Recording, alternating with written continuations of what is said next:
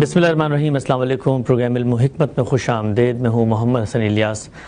ناظرین کرام، ہم نے گزشتہ 4 پروگرامز میں بہت تفصیل سے جاننے کی کوشش کی کہ اسلامی حکومت جب وجود پذیر ہوگی تو نظم اجتماعی سے متعلق دین و شریعت کے وہ کیا احکامات ہیں جن پر عمل کرنا اس کی دینی ذمہ داری ہے۔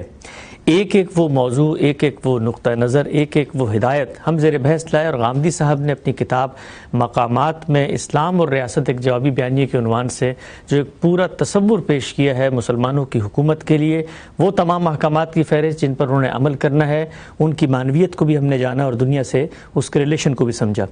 آج ہم اس بحث کو ایک دوسرے رخ سے آگے بڑھائیں گے اور یہ جاننے کی کوشش کریں گے کہ بالعموم ہمارے ہاں اسلامی حکومتیں جب قائم ہوتی ہیں تو وہ جن احکامات پر عمل کرنے کو اپنی دینی ذمہ داری سمجھتی ہیں ان کی نوعیت کیا ہے، اگر وہ ان احکامات میں شامل نہیں ہیں تو اس کی کیا وجہ ہے۔ یہ ساری باتیں زیر بحث آئیں گے۔ سابق ہمارے ساتھ تشریف فرما ہے جناب جاوید احمد غامدی صاحب۔ السلام علیکم غامدی صاحب۔ وعلیکم السلام۔ بہت شکریہ، آپ کے وقت کا آغاز کرتے ہیں۔ آپ نے ایک مکمل جامع نقشہ پیش کیا ہے، پوری ایک تصویر ہے قرآن و سنت پر مشتمل ان ہدایات کی جو نظم اجتماعی سے متعلق احکامات ہیں، اور مسلمان حکومت پر اللہ کی طرف سے یہ لازم کیا گیا ہے کہ وہ ان پر عمل کریں اگر وہ حکمران بنتے ہیں، ان کی دینی ذمہ داری ہے۔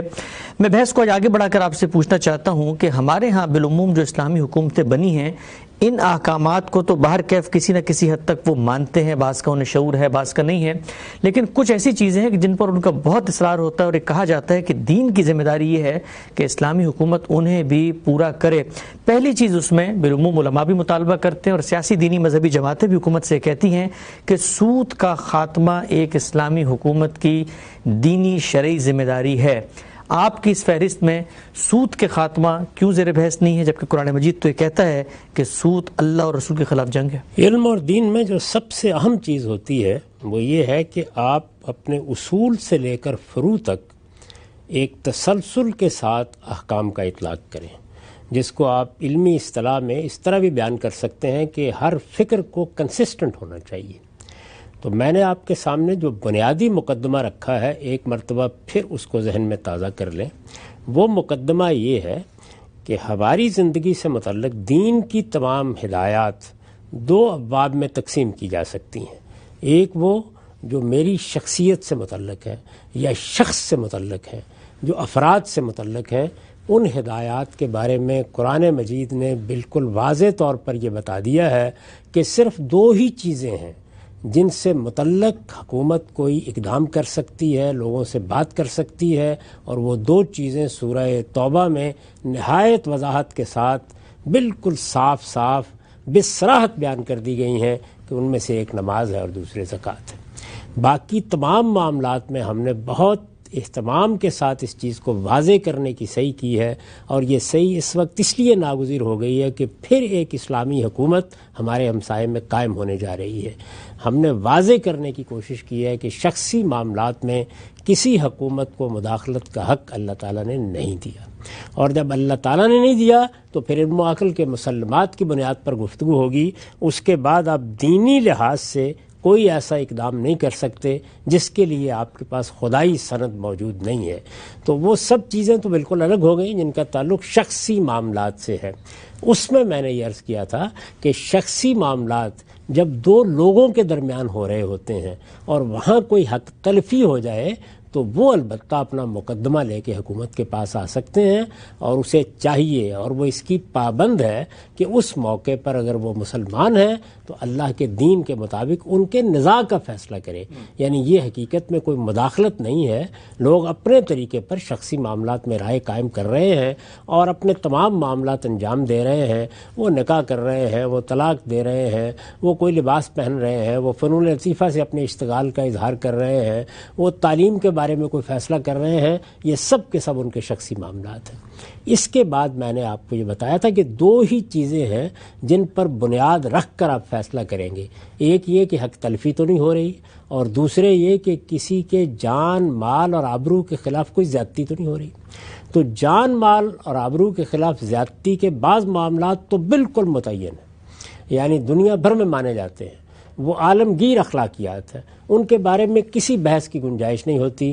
کہیں بھی آپ کو اس کے لیے استدلال کی ضرورت نہیں ہے کہ چور کے ساتھ کیا معاملہ کرنا ہے، غبن کرنے والے کے ساتھ کیا کرنا ہے، ملاوٹ کرنے والے کے ساتھ کیا کرنا ہے. ظاہر ہے کہ وہ لوگوں کا مال غلط طریقے سے کھا رہے ہیں. اس کو نہایت خوبصورت تعبیر دی ہے قرآن مجید نے کہ وَلَا تَأْكُلُوا أَمْوَالَكُمْ بَيْنَكُمْ بِالْبَاطِلِ. ٹھیک. اکل الاموال بالباطل یعنی ناجائز طریقے سے کسی کا مال کھانے کی کوشش کرنا. اب ظاہر ہے کہ اس میں بعض چیزیں ایسی ہو سکتی ہیں اور وہ ایک دو سے زیادہ نہیں ہیں جن میں کبھی اشتباہ بھی واقع ہو جاتا ہے. تو اللہ تعالیٰ نے اس اشتباہ کو اپنی شریعت کے ذریعے سے، اپنے پیغمبروں کے ذریعے سے دور کیا ہے. ٹھیک. ان اشتباہات میں ایک بڑا اشتباہ قرض پر منفعت کے حوالے سے پیدا ہوتا ہے. اسی کو سود کہا جاتا ہے. یعنی میں آپ کے پاس آتا ہوں اور میں کسی اپنی ذاتی ضرورت کے لیے، اپنی کسی کاروباری ضرورت کے لیے آپ سے مدد چاہتا ہوں. اللہ تعالیٰ نے جو دین ہمیں دیا ہے اس میں ہدایت یہ کی گئی ہے کہ اگر تمہارے پاس تمہاری ذاتی کاروباری حال اور مستقبل کی ضرورتوں سے زیادہ کچھ موجود ہے تو اپنے بھائی کی ضرورت پوری کر دو. اس کا بہت اجر ہے. ہمارے دین میں اس کو انفاق کہا جاتا ہے. اگر آپ سورہ بقرہ کے اواخر کا مطالعہ کریں تو آپ یہ دیکھیں گے کہ اس میں انفاق کی کس طرح اللہ تعالیٰ نے ترغیب دی ہے، انفاق کا کیا درجہ بیان کیا ہے، انفاق کے لیے کیا خوبصورت تمثیلیں ہیں جن کے ذریعے سے لوگوں سے کہا گیا ہے کہ جو تم یہاں پر اللہ کی راہ میں خرچ کرو گے، اس کے بندوں پر خرچ کرو گے، ان کی مدد میں خرچ کرو گے، اس کا کیا اجر تمہیں ملنے والا ہے.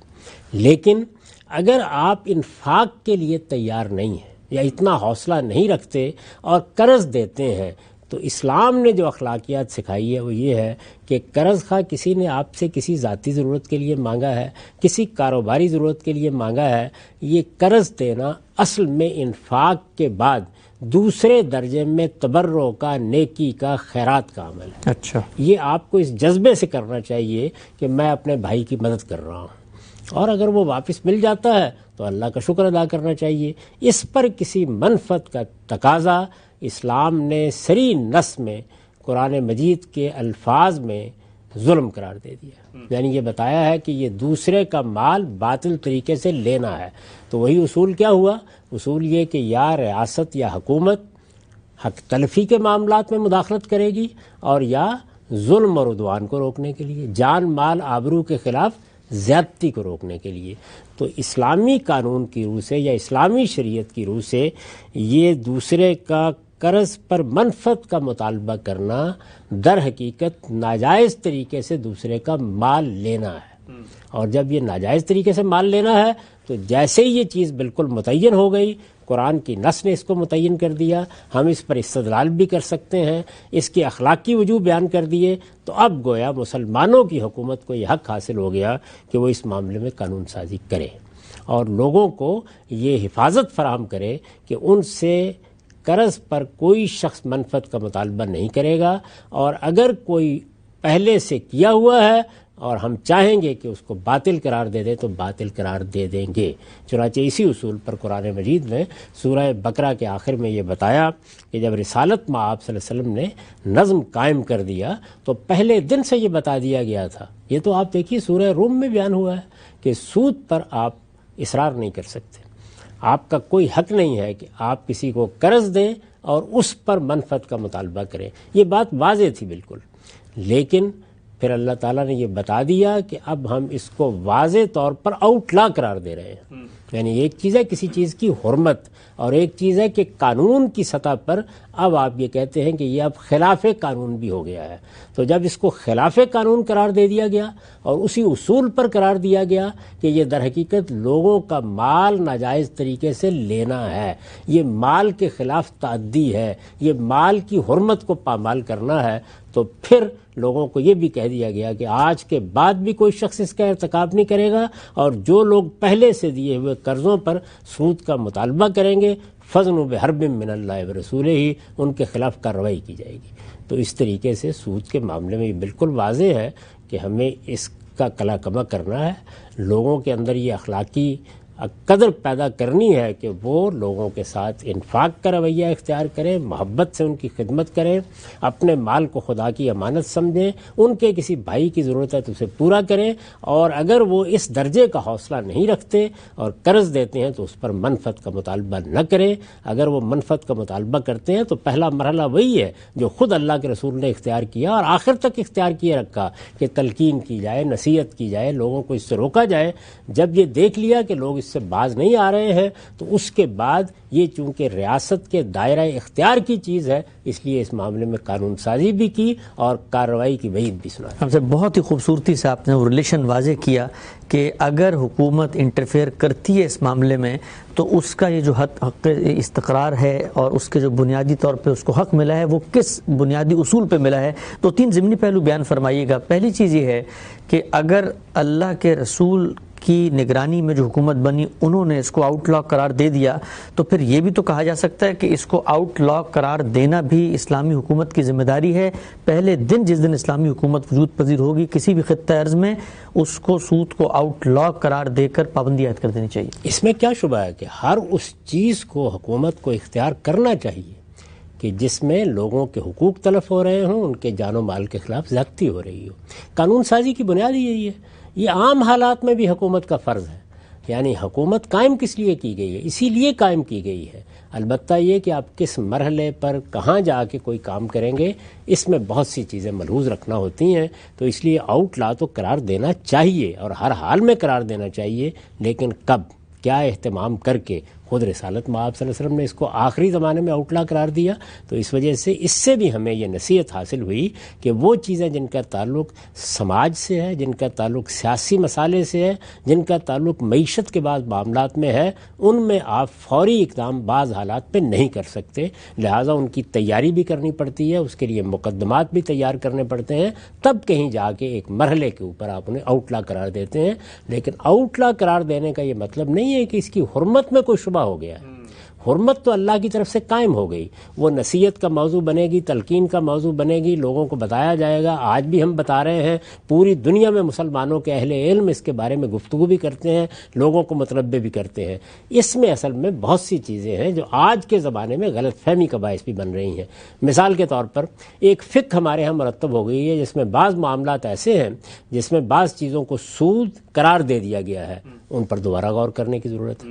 بینکاری کا نظام جو شکل اب اختیار کر گیا اس کو زیادہ بہتر طریقے سے سمجھنے کی ضرورت ہے۔ میں نے اس پر بہت تفصیل کے ساتھ اپنا نقطہ نظر بیان کیا ہے، اس کو آپ دیکھ سکتے ہیں۔ تو یہاں صرف معاملہ اتنا نہیں ہے کہ آپ نے آؤٹ لا قرار دینا ہے، دونوں جانب کچھ اصلاحات کی ضرورت ہے۔ یعنی ایک طرف وہ لوگ جو اس جدید نظام کو چلا رہے ہیں ان کے بعض تصورات کی اصلاح کی ضرورت ہے، اور دوسری جانب ہمارے ہاں جو فقہاء علماء نے معاملات کو دیکھنے کا زاویہ اختیار کیا ہے اس میں بعض اصلاحات کی ضرورت ہے۔ تو اس لیے آپ کو یہ دونوں کام اب کرنے ہیں پہلے، جب تک لوگوں کے ذہن اور فکر میں کسی چیز کی بنیادیں درست نہیں ہو جاتی اس وقت تک محض قانون سازی سے کچھ نہیں ہوتا، اور قانون سازی کی بھی جائے تو ناکام ہو جاتی ہے، اور جب وہ تجربات سے گزرتی ہے تو اس کے بعد آپ ہیلا گری پر مجبور ہو جاتے ہیں۔ اس سے اجتناب کرنا چاہیے۔ تو کرنا کب ہے یہ ایک الگ بحث ہے، لیکن یہ بات کہ کرنے کا حق ہے، یہ بات کہ کرنا چاہیے، اس کے معاملے میں تو دو رائے نہیں ہو سکتی۔ ٹھیک، اچھا ہم صاحب نے فرمایا کہ اکل الاموال بالباطل یہ ایک ظاہری بات ہے، اخلاقی چیز ہے، یونیورسلی مانی جانے والی چیز ہے، کسی کو دھوکہ دینا، زیادتی کر کے غبن کر لینا، لیکن جو گرے ایریاز تھے یا جدو آرا ہو سکتی تھی وہاں شریعت نے فیصلہ کر دیا سود کے بارے میں۔ تو اب کیا یہ نہیں کہا جا سکتا کہ اسلامی ریاست سود کے تمام متعلقات احکامات کا اطلاق صرف مسلمانوں پہ کرے گی، اس لیے کہ شریعت نے سود کا فیصلہ کیا ہے، غیر مسلم تو شریعت کو مانتے نہیں ہیں، تو ان کے ہاں تو یہ اس طرح سے کوئی عالمگیر اخلاقی برائی ہے نہیں، تو پھر کیا اسلامی ریاست میں تفریق بھی رکھی جائے گی؟ یہ بات ہم پہلے واضح کر چکے ہیں کہ جب کبھی آپ دین کے حوالے سے کوئی حکم بیان کرتے ہیں تو وہ اصلاً اس دین کے ماننے والوں کے لیے ہوتا ہے۔ یہ چیز قرآن مجید نے خود سورہ مائدہ میں واضح کر دی ہے، یعنی اس وقت جو جماعتیں موجود ہیں ظاہرہ ان میں اہل کتاب ہیں، وہ بھی دین کے ماننے والے ہیں، ان کے ہاں پہلے سے ایک شریعت موجود ہے، تو صاف صاف یہ کہہ دیا ہے کہ ان کو اپنی شریعت پر عمل کرنا ہے جب تک وہ ہمارے اس تصور کو مان نہیں لیتے، وہ رسالت مآب صلی اللہ علیہ وسلم پر ایمان نہیں لے آتے، اس وقت تک ان کے لیے یہی اصول ہے کہ وہ تورات میں جو اللہ کا حکم اور جس طرح کے وہ اس کو سمجھتے ہیں اس پر عمل کریں. تو اس لیے احکام تو اس میں کوئی شبہ ہی نہیں ہے. میں پہلے بھی واضح کر چکا ہوں کہ مسلمانوں کو جو احکام ان کے دین میں دیے گئے ہیں، ان کی کتاب میں دیے گئے ہیں، وہ احکام جب دینی احکام کی حیثیت سے بیان کیے جائیں گے تو ان کا تعلق بھی ظاہر ہے کہ مسلمانوں سے یا اس دین کو ماننے والوں سے یا قرآن پر ایمان رکھنے والوں سے ہوگا. البتہ جب آپ کسی قوم کے اندر کوئی تبدیلی لانا چاہتے ہیں، تغیر لانا چاہتے ہیں، تو ہر حکم کی کچھ عمومی بنیادیں بھی ہوتی ہیں. یعنی ایک تو یہ ہے نا کہ چوری ہے مثال کے طور پر، تو اب چوری کے خلاف قانون سازی کے بعد اگر آپ نے کسی کا ہاتھ کاٹنا ہے تو یہ تو ایک دینی حکم ہوگا، ٹھیک، یہ قرآن میں بیان ہو گیا، یہ مسلمانوں کے ساتھ خاص ہے. لیکن اپنی ذات میں کیا چوری ان اخلاقی اصولوں کی بنیاد کے اوپر ایک مشترک چیز نہیں ہے؟ تو اس لیے قانون سازی تو اس پر ہو سکتی ہے اور اس پر کوئی سزا بھی مقرر کی جا سکتی ہے. ضروری نہیں کہ وہ ہماری دین میں مقرر کردہ سزا ہو. اس وقت بھی دنیا کی ساری حکومتیں اس پر سزا مقرر کرتی ہیں. تو اگر ہم پارلیمنٹ میں بحث کر کے یہ متعین کر دیتے ہیں کہ سود کا معاملہ اسی طریقے سے علم و عقل کی بنیاد پر بھی ناقابل قبول ہے، تو ظاہر ہے کہ قانون سازی پھر باقیوں کے لیے بھی ہو جائے گی. تو قانون سازی کی وہ بنیاد سمجھنی چاہیے سب سے پہلے. یعنی ایک ہے کسی چیز کے بارے میں ہمارے دین نے کوئی متعین طریقہ بتا دیا ہے، جیسے نماز پڑھنے کا طریقہ ہے. یعنی عبادت تو ایک عالمگیر احساس ہے، سب لوگ عبادت کرتے ہیں، مسیحی بھی کرتے ہیں، یہودی بھی کرتے ہیں، طریقہ بتا دیا ہے. تو ہم اس طریقے کا پابند تو مسلمانوں ہی کو کر سکتے ہیں، تلقین بھی اس طریقے کی انہی کو کر سکتے ہیں. لیکن اپنی ذات میں کوئی چیز اگر ممنوع ہے اور اس کے بارے میں علم و عقل سے استدلال کیا جا سکتا ہے تو وہ پھر آپ اپنی پوری ریاست کے ہر شہری کے لیے کر سکتے ہیں. تاہم پارلیمنٹ میں بحث کر کے قائل کرنا ہوگا کہ ہم جس چیز کو بند کر رہے ہیں اس کی اساسات کیا ہیں. یہ آپ کے علم میں ہے کہ ہمارے ہاں شراب کے معاملے میں مسیحی لوگوں کو استثناء دیا گیا، انہوں نے کبھی اس کو قبول نہیں کیا. وہ خود کہتے ہیں کہ یہ تو ہمارے ہاں بھی ایسے ہی ممنوع ہے. تو بعض چیزیں ایسی ہیں کہ جو ہم کر ڈالتے ہیں، لیکن جس طرح اس بحث ہونی چاہیے، جس طرح دوسرے لوگوں سے بات کرنی چاہیے، اس طرح نہیں کرتے. تو قانون سازی کے موقع کے اوپر ایک اس کی ہوتی ہے وہ بنیاد جو اخلاقی بنیاد ہے، جو عالمگیر صداقتوں پر مبنی ہے. ساری قانون سازی کی بنیاد وہی ہے. تو اس میں سود کے بارے میں بھی ان سے ضرور بات کریں گے. لیکن اگر کوئی خصوصی قانون دیا گیا ہے یا کوئی شکل متعین کر دی گئی ہے اور وہ ہمارے دین نے متعین کی ہے تو اس کے بارے میں بہرحال ہم مسلمانوں ہی پر اس کے نفاذ کے پابند ہیں. ٹھیک. اگر ہم سود کے حوالے سے ایک آخری نقطہ میں چاہتا ہوں اس کی بھی وضاحت فرمائیں. ہمارے ہاں ہمارا ملک پاکستان، وہاں پر اس کے خاتمے کی بحث ہوتی ہے، باقاعدہ اسلامی نژادی کونسل کی سفارشات بھی ہیں، سپریم کورٹ تک معاملہ گیا، پھر وفاقی شرعی عدالت تک چلا گیا. کہا یہ جاتا ہے حکمرانوں کی طرف سے جو مسلمانوں کی حکومت کے ارباب الوقت ہیں اور ان کے حکمران ہو، کہتے ہیں کہ جی عالمی مالیاتی ادارے ہوں، انٹرنیشنل بینکنگ سسٹم ہو، دنیا کا جو معاشی نظم ہے، اس میں یہ ممکن نہیں ہے کہ مسلمان حکمران کوئی فیصلہ اپنے ملک کی حد تک کر دیں، چونکہ ملک چلتی نہیں ہے ان کے بغیر. اب سوال یہ ہے کہ اگر کوئی مجبوری ہے اور خارجی حالات اس طرح کے اور مسلمان حکمران سود کے خاتمے کے لیے کوئی قدم نہیں اٹھا رہے، تو کیا اس معاملے میں وہ شرعی لحاظ سے کوئی گناہگار ہوں گے، معصیت کے میں تو مبتلا ہوں گے، اللہ تعالیٰ ان سے پوچھے گا، یا پھر یہ کوئی ایک عذر بن جاتا ہے چونکہ دنیا کا ایک نظم عرف ٹرینڈ ایسی چل رہا ہے لہٰذا وہ بھی مجبور ہیں، یہ نہیں کر سکتے؟ پورے دین کے معاملے میں اس اصول کو سمجھ لیں. ہم نے ابھی یہ بتایا ہے اور ان ساری نشستوں میں اس کو واضح کیا ہے کہ دین میں کچھ احکام فرد کو دیے گئے ہیں، کچھ مسلمانوں کے معاشرے کو دیے گئے ہیں. جو مسلمانوں کے معاشرے کو دیے گئے ہیں وہی اصل میں وہ احکام ہیں جن کو آپ حکومت سے متعلق کرتے ہیں. دونوں طرح کے احکام میں جن چیزوں کو ممنوع قرار دیا گیا ہے ان میں استثناء کی بنیاد استقرار ہوتا ہے. اب ظاہر ہے کہ یہ استقرار فرد کا بالکل اور طرح سے ہوتا ہے اور کسی اجتماع کا، کسی معاشرے کا بالکل اور طریقے کا ہوتا ہے. تو اس کا فیصلہ تو بہرحال وہ اجتماعی کرتا ہے. جس طرح فرد کی حیثیت سے میں یہ فیصلے کرتا ہوں کہ کیا میں فلاں اور فلاں معاملے میں فی الواقع ایسا مجبور ہو گیا ہوں کہ وہاں میں کسی غلط چیز کا ارتکاب کروں یا اس غلط چیز کو گوارا کروں یا ابھی اس چیز کو اپنانے میں تاخیر کروں. یہ سب فیصلے میں کرتا ہوں نا. تو جس اصول پر میں کرتا ہوں اسی اصول پر معاشرہ کرتا ہے. آپ پارلیمنٹ میں بحث کر لیجئے، پارلیمنٹ خود اندازہ کر سکتی ہے کہ ہم کیا کر سکتے ہیں اور کیا نہیں کر سکتے. آپ جو نہیں کر سکتے اور دیانتداری کے ساتھ اس نتیجے پر پہنچتے ہیں وہاں آپ کا استقرار ہے اور استقرار کو آپ اللہ کے حضور میں عذر کے طور پر پیش کر سکتے ہیں. خود اللہ تعالیٰ نے انفرادی معاملات میں بھی یہ اصول بیان کر دیا ہے، اجتماعی معاملات میں بھی یہی اصول ملحوظ رہے گا. لیکن اس وقت تو میں نے آپ کی خدمت میں عرض کیا ہے کہ خاص سود کے معاملے میں حکومتوں سے بات کرنے سے پہلے تو خود ماہرین سے بات کرنے کی ضرورت ہے. خواہ وہ ماہرین معیشت کے جدید ماہرین ہیں اور خواہ وہ ہمارے علماء ہیں. یعنی ہمارے فقہا، ہمارے علماء دونوں جانب بعض ایسی چیزیں جو فکری سطح پر اصلاح کا تقاضا کرتی ہیں، جب تک وہ نہیں ہو جاتی اس سے آگے کسی اقدام کا جب آپ تقاضا کریں گے تو عملاً آپ کو ہیلا گری کا سامنا کرنا پڑے گا، اس کے سوا کچھ نہیں ہو سکتا۔ تو یہ پہلے ایک فکری تبدیلی ہے جو اس معاملے میں آنی چاہیے۔ یہ فکری تبدیلی کسی چیز کی حرمت کے ادراک کی تبدیلی بھی ہوتی ہے۔ قرآن نے جو اس معاملے میں فیصلہ سنایا اس کے فہم کے معاملے میں بھی بہت کچھ کرنے کی ضرورت ہے، اگرچہ بہت کچھ پیچھے 50-60 سال میں ہو بھی چکا ہے، لیکن اس سے بھی آگے بڑھ کر اب یہ دیکھنے کی ضرورت ہے کہ ہم نے ایک انفرادی معاملے کو اجتماع سے اگر متعلق کرنا ہے تو اس کے لیے کن چیزوں کے شعور کو بہتر کرنے کی ضرورت ہے، کن فقہی تعبیرات پر نظر ثانی کی ضرورت ہے، کن چیزوں کے بارے میں جدید ذہن کے بعض تصورات کو درست کرنے کی ضرورت ہے۔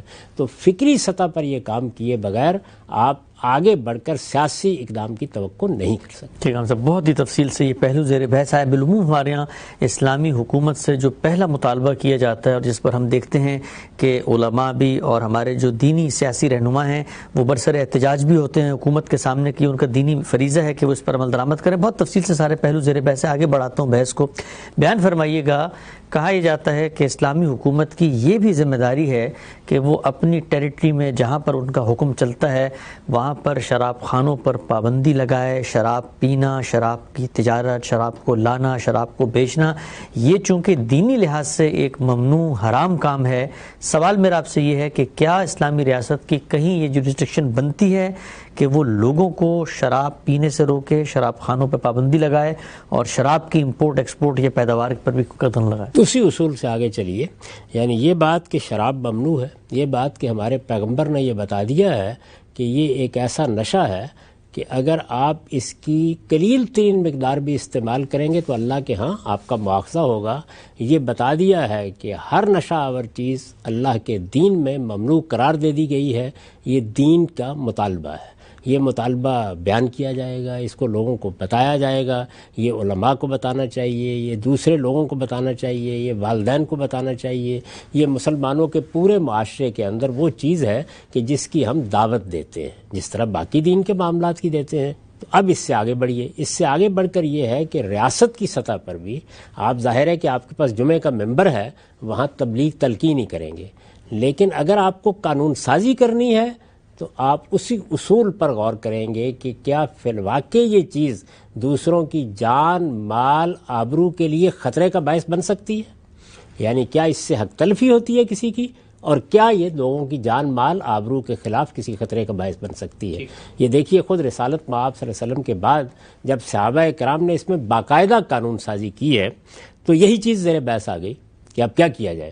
تو انہوں نے یہ دیکھا کہ جس وقت آدمی نشہ کر لیتا ہے اور نشے کے بعد وہ باہر آتا ہے تو پھر وہ لوگوں کی جان، مال کے لیے بھی خطرہ بنتا ہے اور آبرو پر بھی حملہ آور ہو جاتا ہے۔ بعض اوقات اول فول بکتا ہے، بارہا ایسا ہوتا ہے کہ وہ لوگوں پر تہمتیں لگا دیتا ہے، خواتین کے بارے میں نازیبا باتیں کرنے لگ جاتا ہے۔ تو نشہ جو ہے یہ اب ریاست کی جورسڈکشن میں آ گیا ہے، نشہ کر کے آپ باہر نکلتے ہیں۔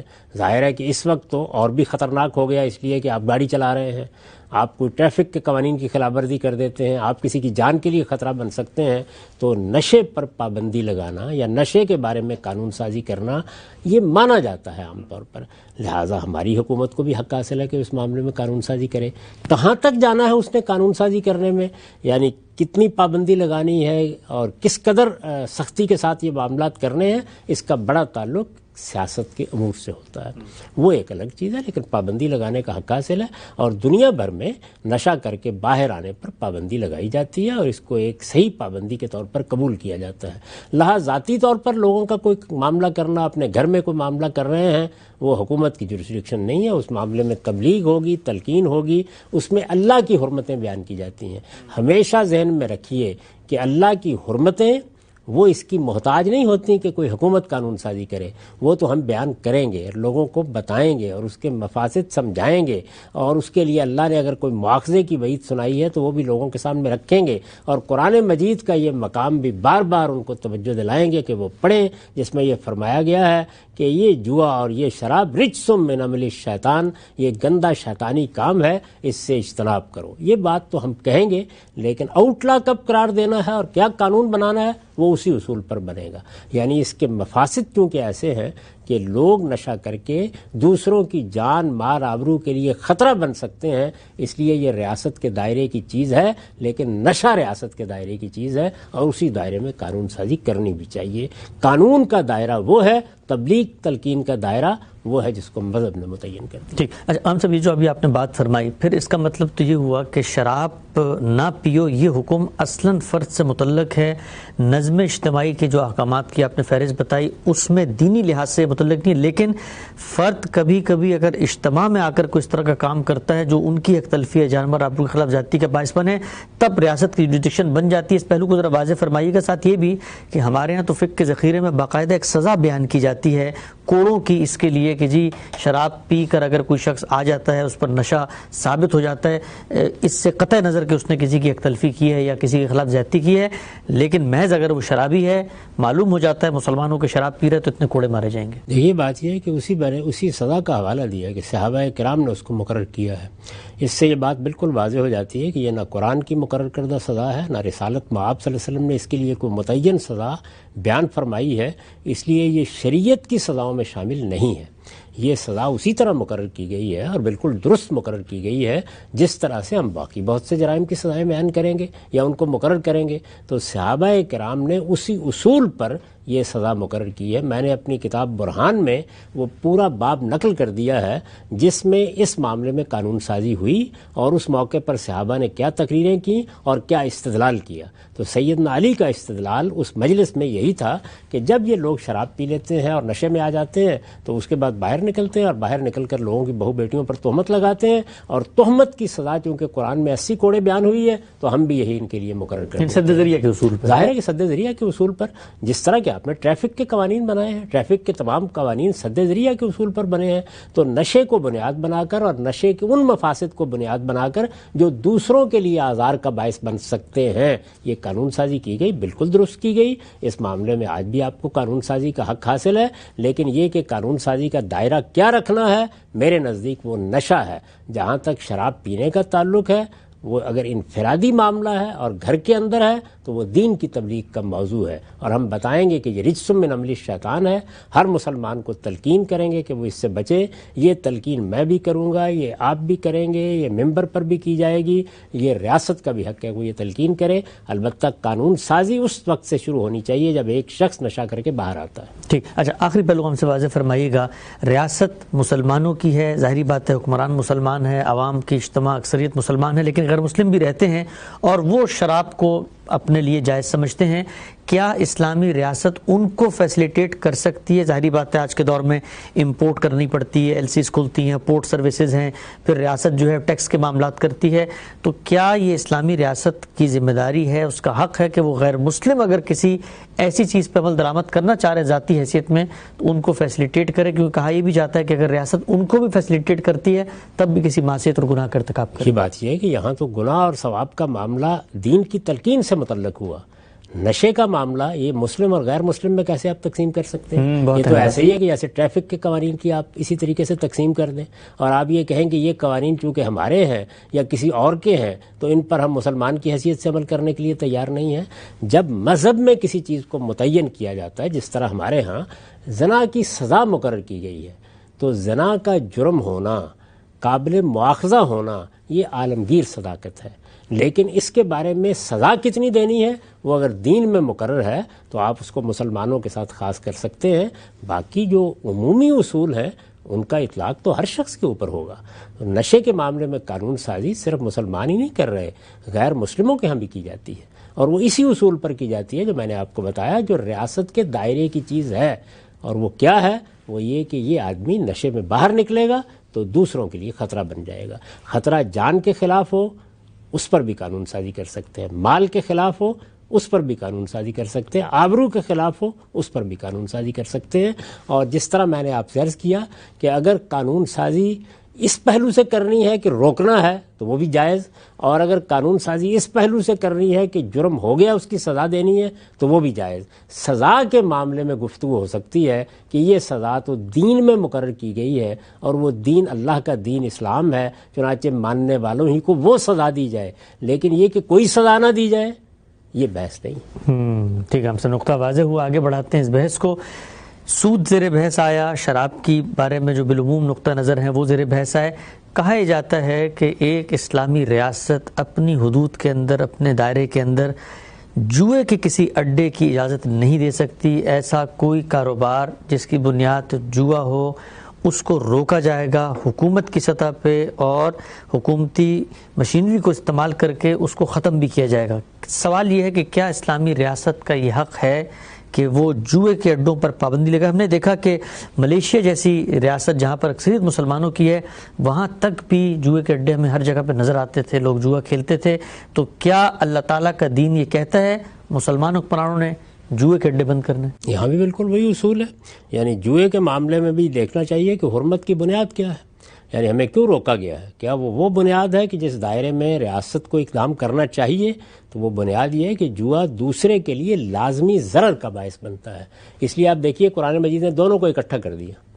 یعنی جس جگہ ان کے بارے میں تبصرہ کیا ہے تو وہاں یہ کہا کہ یہ جوا اور یہ شراب یہ رجسم من عمل الشیطان ہے، تو دونوں چیزوں سے روکا جائے گا، دونوں کے بارے میں تنبیہ کی جائے گی، دونوں کے بارے میں تلقین کی جائے گی. رہی یہ بات کہ آپ نے کوئی قانون سازی کرنی ہے، اس معاملے میں روکنا ہے، تو اس کا اصول وہی ہوگا کہ آپ یہ کہیں گے کہ یہ چیز دوسروں کے لیے لازمی ضرر کا باعث بنتی ہے، دوسروں کا مال غلط طریقے سے لینے کا ایک ذریعہ بنتی ہے کہ کھیل ہی کھیل میں آپ دوسرے کا مال اڑا لیں. اس کی بنیاد پر قانون سازی کی جا سکتی ہے. ریاستیں اگر موضوع سمجھتی ہیں تو وہ قانون سازی علی الاطلاق کر دیتی ہیں، جس طرح کے بہت سی جگہوں پر کی گئی ہے، اور اگر موضوع سمجھتی ہیں تو بعض لوگوں کو استثناء بھی دے دیتی ہیں. اس کا تعلق بھی حالات سے. خود شراب کے بارے میں ہم یہ جانتے ہیں کہ مسلمانوں کی پرانی حکومتوں میں، یعنی عباسیوں کی حکومت میں، امیوں کی حکومت میں بھی پابندیاں مسلمانوں پر بعض لگائی گئیں، اور بعض پابندیوں کے بارے میں غیر مسلموں کو استثناء دیا گیا. ہمارے ہاں ہمارے ادب میں شرب الجہود کی اصطلاح کیسے وجود میں آئی؟ اسی لیے کہ یہودیوں کی بستیوں میں لوگ جا کے پی لیتے تھے.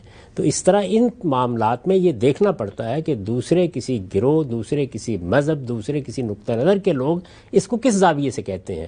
لیکن یہ چیز کہ کوئی مال کو اڑا لینے کا باعث بن رہا ہے، کوئی جان کے خلاف خطرہ بن رہا ہے، یہ حکومت کا دائرہ ہو گیا. دائرے میں قانون سازی کیسے کرنی ہے؟ اگر دین نے کوئی چیز متعین کر دی ہو تو پھر تو پابند ہے، نہیں متعین کی تو یہ در حقیقت سیاست کا مسئلہ ہے، اور اس کو ظاہر ہے کہ آپ پارلیمنٹ میں زیر بحث لائیں گے اور اس کے مطابق چاہیں گے تو قانون سازی کر لیں گے. ٹھیک. لیکن اگر کوئی اپنے کنسنٹ سے آگے بڑھ کے کہتا ہے کہ جی ہمارے ہاں تو مثلا جوا کھیلنا کوئی تہذیبی روایت ہے اور دینی لحاظ سے کوئی ممنوع چیز نہیں ہے، تو پھر اسلامی ریاست اور وہ غیر مسلم ہے تو پھر اس بنیاد پہ اس کو یاد بھی دے سکتے ہیں. دیکھیے بات یہ میں نے عرض کر دیا نا کہ دین کا مسئلہ کہاں زیر بحث آتا ہے. دین کا مسئلہ وہاں زیر بحث آتا ہے جہاں آپ علم و عقل کی بنیاد پر لوگوں کو یہ محض نہیں بتا پاتے کہ دیکھیے اس چیز میں جان، مال، آبرو کے خلاف اقدام ہو رہا ہے. بہت اہم بات. جب یہ بات آپ واضح کر دیتے ہیں تو مسئلہ دین کا نہیں رہا، پھر یہ اخلاقی مسئلہ، پھر اس کے بعد وہ اخلاقی مسئلہ ہے، وہ عالمگیر مسئلہ ہے. اس کی بنیاد پر ریاست کا دائرہ اختیار شروع ہو جاتا ہے. دین کا مسئلہ کوئی چیز اس وقت بنتی ہے جب خالص دین کی بنیاد پر اس کے بارے میں کوئی قانون سازی کی گئی. میں نے اس کی مثال دی ہے کہ ایک چیز ممنوع ہے، میرے نزدیک ممنوع ہے، آپ کے نزدیک ممنوع ہے. اس کی مثال کیا؟ چوری. دنیا میں کون ہے جو چوری کے بارے میں دوسری رائے رکھتا ہو؟ تو چوری کے بارے میں قانون سازی کرنا، چوری کو روکنا، چوری کے بارے میں سزا مقرر کرنا، اس کے لیے دین کی بنیاد پر فرق کرنے کی کوئی ضرورت نہیں ہے. یہ عالمی سطح پر ہوگا، یہ ریاست کا دائرہ ہے، اس کے بارے میں کسی دوسری رائے کی گنجائش نہیں. دین میں چور کے لیے ایک سزا مقرر کی گئی ہے، وہاں دین زیر بحث آئے گا، اور وہ سزا مسلمانوں ہی کے لیے ہے اور مسلمانوں ہی پر اس کو نافذ ہونا چاہیے. آگے بڑھاتے ہیں. ہم سب بیان فرمائیے گا کہبہ گری، پروسٹیٹیوشن، اس کے بارے میں اسلامی ریاست کی کیا ذمہ داری ہے؟ کیا وہ دینی لحاظ سے پابند ہے کہ اپنی مملکت کے اندر ایسے کسی کاروبار کی اجازت نہ دے جس کی بنیاد یہ فحاشی ہو اور اس طریقے سے عورتیں بدکاری اور پروسٹیٹیوشن کر رہی ہوں؟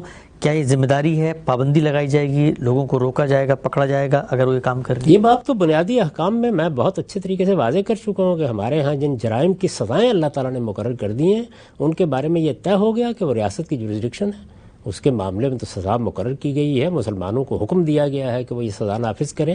تو اس کا مطلب یہ ہے کہ زنا کوئی محض گناہ کی چیز نہیں رہی، بلکہ اللہ کے دین میں بھی یہ بات واضح ہو گئی، اور حقیقت یہ ہے کہ علم و اخلاق بھی اسی بات کا تقاضا کرتے ہیں کہ اس کو جرم سمجھا جائے، اس لیے کہ یہ انسانیت کے خلاف ایک اقدام ہے، یہ صریح طریقے سے حق تلفی ہے، اس کے بارے میں قانون سازی کرنے کا حق ہر ریاست کو حق حاصل ہے۔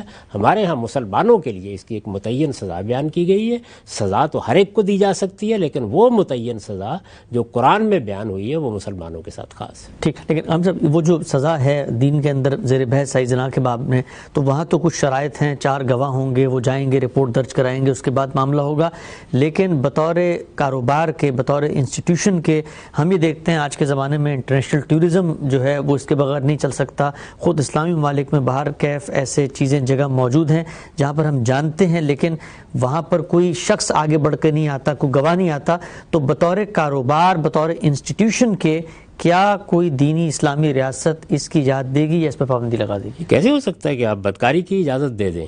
یعنی اجازت دے دیں کا لفظ تو کسی طرح بھی استعمال نہیں کرنا چاہیے۔ اب سزا کیسے دینی ہے تو اس کے لیے تو قرآن مجید نے کعبہ گری کے بارے میں بھی سورہ نساء میں واضح کر دیا ہے کہ کم سے کم 4 آدمی جب تک آ کر اس بات کی گواہی نہ دے کہ یہ عورتیں کعبہ گری کر رہی ہیں یا یہ لوگ کعبہ گری کر رہے ہیں، اس وقت تک آپ اقدام نہیں کر سکتے۔ وہ کسی جرم کو ثابت کرنے کے شرائط ہے۔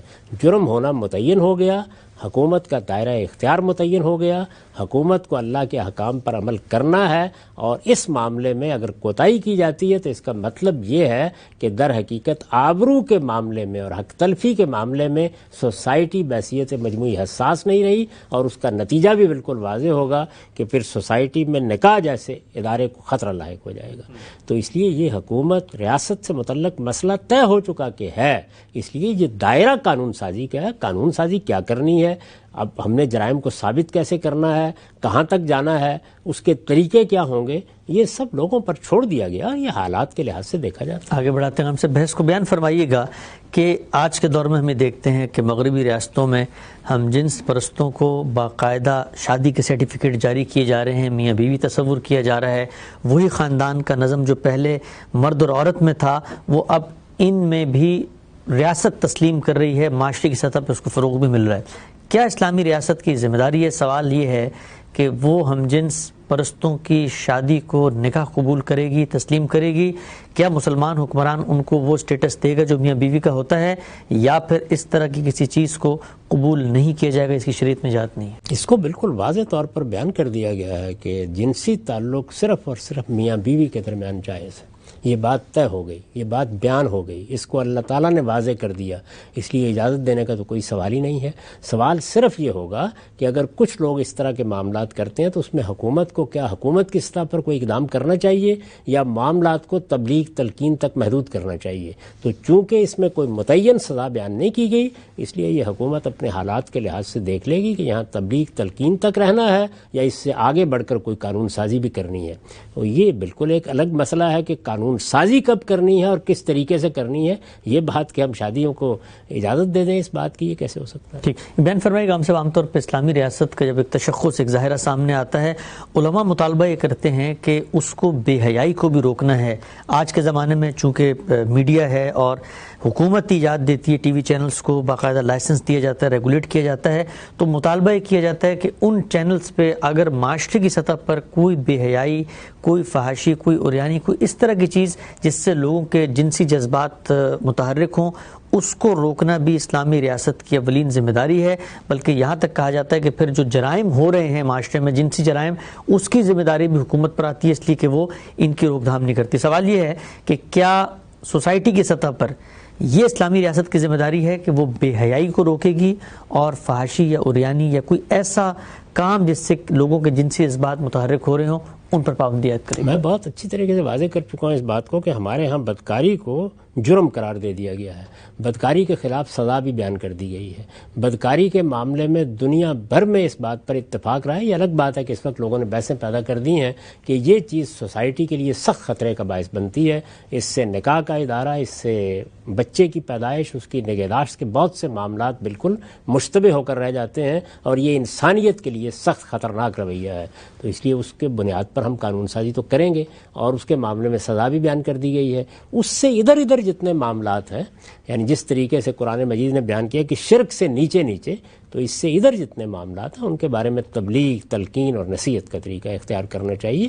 ہر چیز کے لیے ضروری نہیں ہوتا کہ آپ قانون سازی کریں، تو جتنی چیزیں بھی اس معاملے میں بیان کی جاتی ہیں، ہر سوسائٹی اپنی اقدار کو بھی بیان کرتی ہے، اس کے دانشور، اس کے مصلحین لوگوں کی تبلیغ تلقین بھی کرتے ہیں، والدین بھی لوگوں کو سکھاتے پڑھاتے ہیں، اساتذہ بھی لوگوں کی تربیت کی کوشش کرتے ہیں۔ تو اس میں اسلام نے بالکل متعین کر دیا ہے کہ وہاں کہاں جا کر آپ ریاست کے دائرے میں کوئی قانون سازی کریں گے اور کس دائرے کے اندر آپ تبلیغ اور تلقین کا اور تعلیم اور تربیت کا طریقہ اختیار کریں گے۔ ٹھیک، اچھا ہم سے بیان فرمائیے گا، عام طور پر یہ کہا جاتا ہے کہ اسلامی ریاست جو ہے وہ لوگوں کے لباس کے معاملے میں بھی کسی حد تک انٹرفیرنس کا حق رکھتی ہے، اور استدلال یہ پیش کیا جاتا ہے کہ اگر کوئی پبلک مقام ہے اور وہاں پر کوئی اس طرح کا غیر شریفانہ لباس پہن کے آگے ہے تو یہ تو لوگوں کی تلفی کا باعث بن سکتا ہے، تو اس موقع پر کیا اسلامی ریاست کو یہ حق استحقاق حاصل ہے کہ وہ آگے بڑھ کے اس کو گرفتار کرے اور کہے کہ تم جا کے شریفانہ لباس پہن کے آؤ؟ اس طرح کتنے واقعات پیش آتے ہیں، ہم بھی ایک زندہ معاشرے میں رہ رہے ہیں،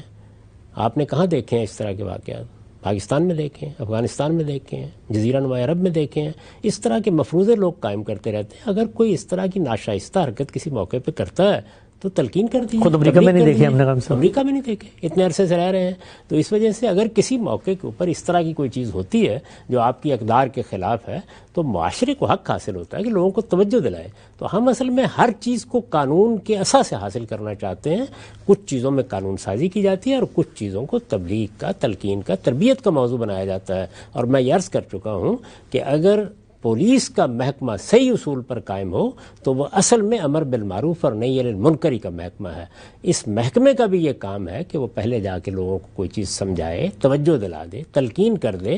اگر کوئی معاملہ بہت حد سے متجاوز ہو رہا ہے تو اس کے بعد آپ سوچ سکتے ہیں کہ اس میں کوئی قانون سازی بھی کی جا سکتی ہے، ورنہ عام طور پر معاشروں میں اس کی ضرورت نہیں پڑتی۔ ٹھیک، ہم سب ہمارا وقت یہاں پہ ختم ہوتا ہے۔ ناظرین، ہم نے بہت ہی تفصیل سے جاننے کی کوشش کی کہ نظم اجتماعی سے متعلق دین کے احکامات کیا ہیں، اور اسلامی ریاست اگر دین پر عمل پیرا ہوتی ہے تو وہ پوری تصویر کیا ہے، وہ مکمل خاکہ کیا ہے کہ جس پر مسلمان حکمران نے، مسلمانوں کے معاشرے نے، نظم اجتماعی نے، حکومت نے عمل کرنا ہے۔ ایک ایک احکام زیر بحث آیا۔